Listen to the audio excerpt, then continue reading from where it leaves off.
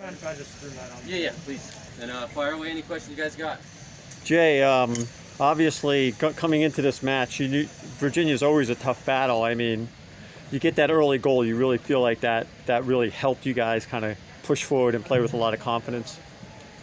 Actually, John, I kind of think it went the opposite way. I think it came too easy for us, and I thought we took the foot off the pedal. To be honest with you, for me, in the first half, the way I saw it was 3 great minutes to start the match, start the half, and 3 great minutes to end it. I mean, the second goal there with Pepperak getting on the end of Dexter's cross and Velko, the way we did that was fantastic. But I think there's a lot of shortcuts in between. So I don't think it helped us. Yeah, Coach, coming into this game, obviously knew it was on the line here, the ACC Coastal Championship. For your team to come out and perform like that, especially in the second half, what does that mean to you to watch your group perform like that?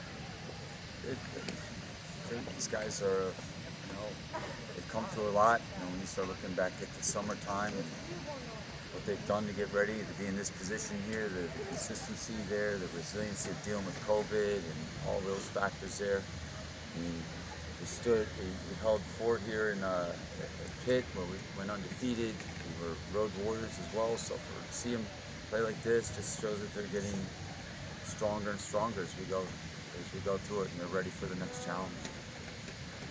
Yeah, you kind of touched on it in the previous question, but it seemed like you could really get anything you wanted offensively in that second half. What do you think kind of changed between the first and second half, when in the first half, you were controlling the ball, but a lot of those attacks were faltering out, versus in the second half, you had a lot more clean looks at goal? Yeah,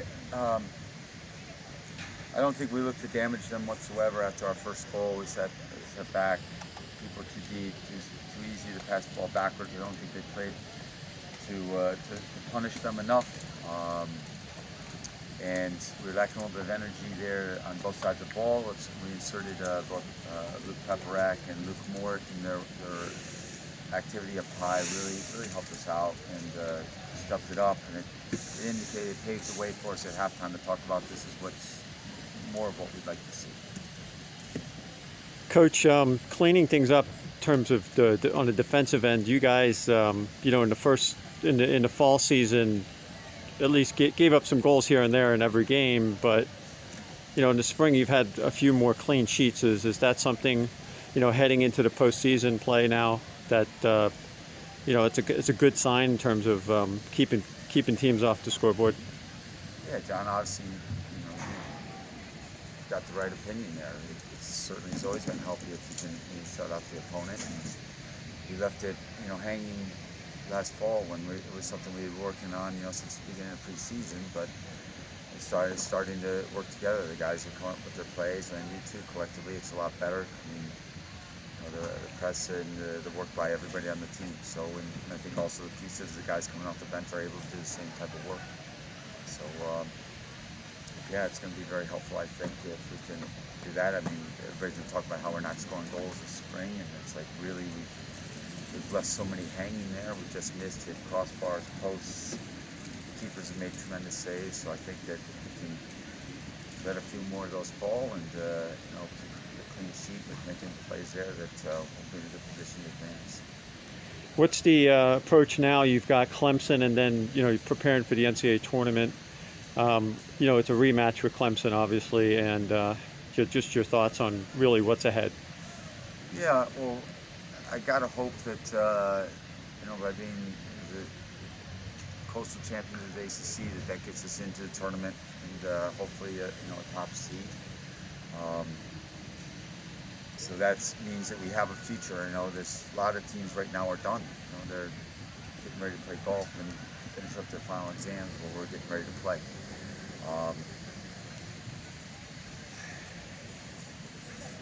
The other, I'm sorry, I forgot. You're asking, John, but there's 2 parts of my answer. I just forget the second piece. You were asking. Just in terms of preparing for postseason. Yeah. It's just been day to day. So the Clemson thing. Yeah. Hey, it's not like it's like, oh, we owe them or pay. There's payback. It's opportunity, because we felt like the last time we're happy to get into that match against Clemson because we weren't training for 2.5 weeks beforehand, and we made it through Duke and Notre Dame, and here we were, you know, in a week's time, we're putting 3 games in a row, and it was like, okay, great, we made the championship game, and we're going to get to play this fantastic team, Clemson, but we just didn't have anything in us. So we were hoping for, you know, this type of situation where we have a week to prepare for, you know, a top team and to earn an automatic qualifier from this conference is just a tremendous feat for this program. So looking forward to that opportunity of being fresher, them being fresher, and let's see what happens. Hey, Coach, just my final question for you. Obviously, as you just touched on, your team is far from done. But when you came here, you know, you inherited a program that had just joined the ACC, yet to win an ACC game when you got here. And now, 5 seasons later, you're the champions of the ACC Coastal, and you're the #1 team in the country. What does that mean to you to see your team grow so much in such a relatively short period of time, considering where you started and where you are now? Oh, it's a vision I had. I think it's a vision, you know, when I was hired here by Scott Barnes and you know, Heather to keep me and here, and what they wanted with soccer, the hiring of Randy Waldrum, what we've done here, and with the PSC to go forward on that vision of, you know, Dr. Gallagher, when I met with him when I first came here, was that they wanted to be a significant program, and that's, you know, that and coming to a place where it hadn't been done before, and to come to a city like this, the opportunity to try and make people proud of what we're trying to do was just a great opportunity. So I'm very, very, very proud of, you know, what the kids have paid, you know, what they've done to get us here.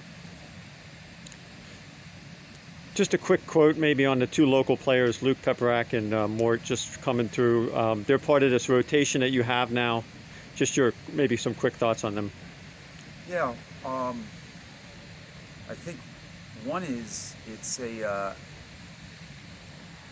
result, you know, of, you know, for Luke and Pep and some of these other guys is even like a Brandon Claggett today, is that a result of like this 21st century model where we're playing in the fall and we're playing in the spring. You know, Brandon Claggett takes the surgery, not even able to play anything, and here he is. He's gotten like 3 or 4 games, so now he's going up. If Pep had just finished in the fall, I think he played like in 2 games. There was emergency and COVID time, and hey, he did what he could do, but he wasn't a player yet. He didn't know what his responsibilities were. You know, look at Luke Mort, if he had just stopped where we were in the fall. And here are the guys who now are training with first-team guys all the time, are pushing. They get opportunities of playing games, meaningful games, and they both just continue to grow. And I think that's the whole, you know, whole group. I was looking at the start of the game. The most satisfying thing was we had 7 guys we felt we could put into the game and be able to help us. And to see that Luke and Pep to be like local boys, you know, coming out of the local soccer scene here, finding their way into, you know, the ACC and ACC championship game, and you know, that goal that Pep got today was fantastic. That's something to be remembered, and you know, what a big thing for Pittsburgh soccer, really. The youth soccer scene, you think that, you know, you could be here in a year's time. All right, thanks, Coach, and congratulations. Thanks, John. I Great actually seeing you. just had Oh. one. All right. Just now that I'm remembering, I believe it was 3 of your 5 goals you scored off of set pieces. Was that just kind of a product of generating so many corners and having those 2 free kicks in really great spots right outside the 18-yard box, or do you consider that a specialty of your team, those set piece opportunities? I just think it's something. It's something that we train. We have some guys who can really serve some great balls, and I think that some guys are starting to get confident and get in the end of them as well. So it's a multi-layered, you know, situation. But yeah, you know, Velcro service has been fantastic.